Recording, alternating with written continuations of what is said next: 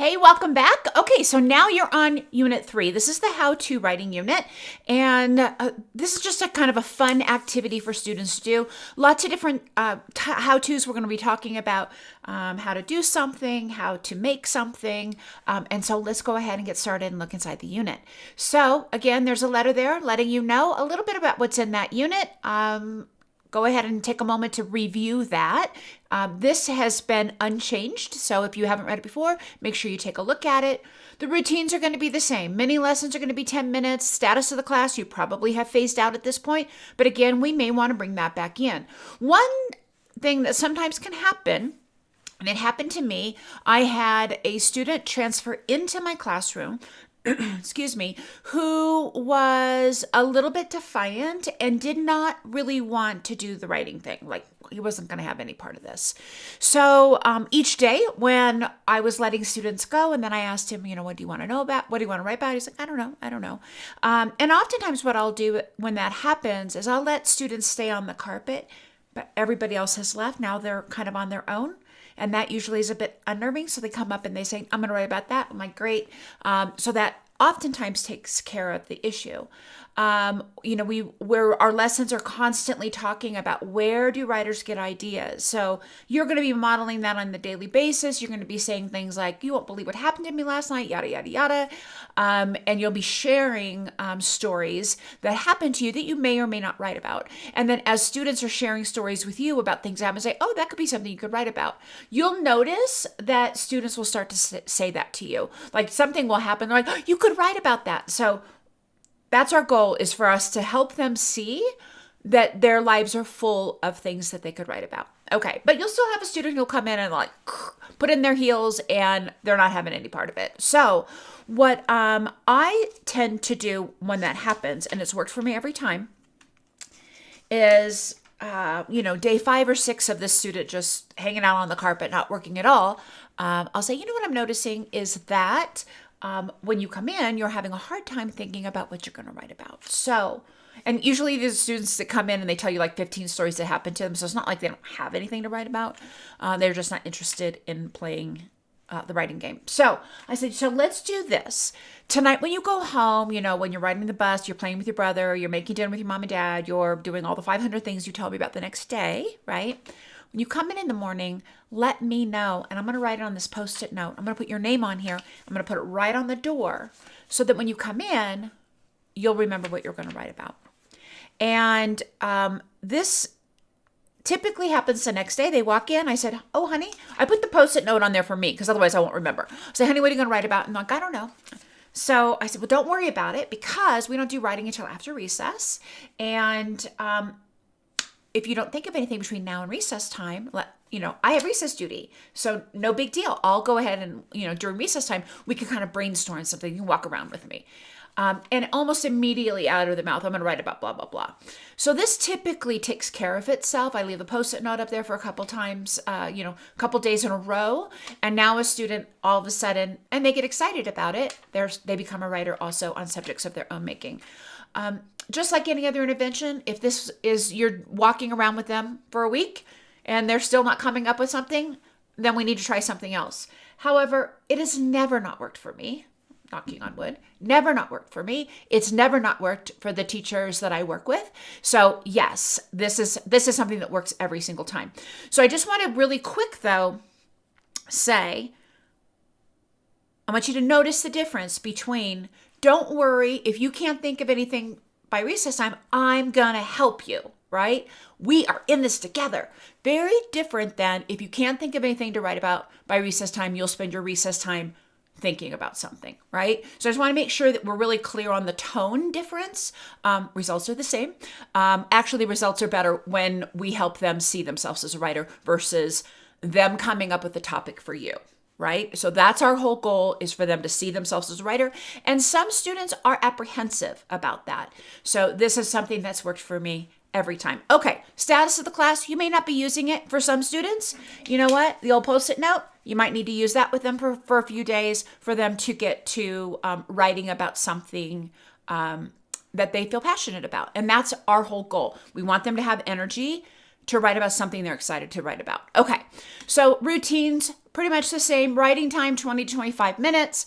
Sharing time, again, make sure that you've watched that conferring video so that you can see kind of how that works and how well that works for students when we can reiterate a teaching point. And then, procedure check is something that we are going to want to continuously bring back. So we are going to be revisiting some procedures briefly, probably each day. And it should be 1 or 2 sentences. So if it is a quiet place, 1 or 2 sentences is all we're going to say. Remember, writers, we need to have a quiet spot so that we can work. So today in writing, make sure that you're helping your friends by working quietly. Okay, very quick procedure check. Pencils and crayons. If you have boys and girls, if you broke a pencil, remember I have a whole stack over there. So just get up. You don't need to tell me. You just go up there and change that. If you can't find whatever it is that you need to say, 1 or 2 sentences. We're not going to go into a big discussion. Another thing I want to talk about is oftentimes when you're doing a mini lesson, you might have something going on, right? You might have students over there kind of doing a little malarkey stuff. That'll happen. They'll get distracted. They'll be distracting others. They'll be touching others. Want to make sure that we stay really, really focused and not deterred too much into correcting that behavior. We want to make sure that we use, the very powerful teacher eye, right? And make sure that we're aware of what's happening and, kind of one of those, right? But don't stop your teaching. Don't let it distract you too much from your teaching, okay? So those are a couple every time I move around, the camera refocuses. Sorry about that. So we're also going to talk about our mentor text. So there are lots of different types of mentor text that you could use. A few that I have in here is the pumpkin book. They have a how to carve a pumpkin, which is always kind of something that we're maybe talking about in October. Growing vegetable soup also has a recipe in there and how to make vegetable soup. Charlie Needs a Cloak by Tommy DePaula. Great book for that. Fancy Nancy Tea Party has a great book section on how to fold napkins and how to make a placemat.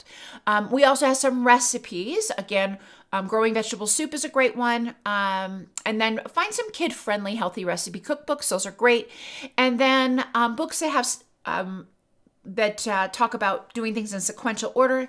I have a list of things there as well. I also included some how-to draw books because for some of us, drawing is a challenge, raising my hand. One thing that helps me is if I look at directed drawings, it really breaks it down for me step by step. The other thing that you can do is look at clip art. So if you're like, I have no idea how to draw a raccoon. I need to draw a raccoon. How do I draw that? What does that look like? I just Google raccoon clip art and I look for a black and white version, and it gives you oftentimes a real simplified version of how to draw that. So those are kind of my tips. I typically will pre-write it on here, right? Like a little before I go and write my story that day, I'll do a quick little drawing just so I'm kind of clear of the steps. And then that way I have it ready to go and I'm not making a hot mess of my drawing. So just a couple tips of things that I've learned along the way. Hopefully that's helping you as well. Writing goals. Again, we're going to make sure you're going to find those chart pieces in the rubric file. Again, what we want to maybe do is collect a rubric at the beginning of this session. And then, of course, you can do it towards the end so that you can kind of get an idea which students are. So grab a score. It could be very simple. Get a highlighter. Boom, boom, boom. You're really done. But the most important part is that students are aware of what it is that we're working on this month and what kind of expectations. So these are constantly changing with each unit. So have students put their name up there again. What else do I want to say about the chart? I think that's probably it. Some of those things are not going to change. So if you want to leave those, you can. But again, this is an example from Unit 1, but obviously Unit 2 and Unit 3 are going to be changing. Okay, those are also in these are all in your anchor chart file. And your continuum, you can use that. If you need to score students midway for your school, this is a great way for you to show progress. They started off at this spot, now they're at this spot. So use that continuum as a mid-year progress monitoring. It's a great way for you to kind of get an idea where students are. And then here's an outline for this unit. So this is the how-to. And it's all about procedural text. So it's a great opportunity for you to be using transitional words, things that although, they're not in we're not doing this in a narrative piece, those lessons carry over into others. So example, day 5, we're talking about transitional words, right? Although we're using those in a procedural text, they also are things that you will be using in a narrative text or narrative nonfiction if you're doing like a biography. So those transitional words are things that are going to be helpful and transfer to other types of writing. And again, although some of these are just straight up genre writing, a lot of these transfer to other types of writing, like using exact words to make your meaning clear, spelling strategies for longer words, adding or using, your word wall or your word resources. Those things are really going to be things that you want to have your students use regardless of the genre that you're working in, making sure that you have spaces between your words. So those are just writing craft, not necessarily genre specific. And when I had mentioned before, when you get to those last 6 or 7, or not 6 or 7, 3 or 4 days, like days 16, 17, and 18, where you're reteaching, you may in Unit 5, decide, you know what, I need to really go back and work on the spelling strategies for longer words. So you can always pull this unit up and reteach day 12 if you want to. Okay, here we go. This is all about informational text. So that's what they're going to be drawing and writing about. I want to talk really quickly about writing ideas. Inside of this unit, you have a how-to topic anchor chart, and then a spot for students to take their own images. And sometimes it's really tempting to take that how-to chart and put that up and say, we're done. But I want to talk about how we use this to spark other ideas. And so as we're talking about where do writers get ideas, we can have students come together and talk about them themselves. So turn to your partner and, let them know, like, I know how to swim. Maybe there's some other things that, there are other things I know how to do. I know how to ride a bike. I know how to do these other things. I know how to, right? Turn to your partner and tell them something that you know how to do. Okay. So have them turn to their partner, have them turn back to you. Meanwhile, you're kind of listening in, and then say, what did you talk about? What did you talk about? And grab all of those ideas and put them on an idea chart. Maybe the next day, maybe it's about how to cook something. Maybe the next day, how to take care of something. Maybe the next day, a skill you know how to do here at school. Maybe it's something you know how to do at recess. It's a game maybe that you know how to play, right? I will talk about playing games. Sometimes we want to make sure that we don't get into, how to play really technical games. I'm talking video games, right? So if they want to talk about how to play a video game, I would want to keep that into a very general,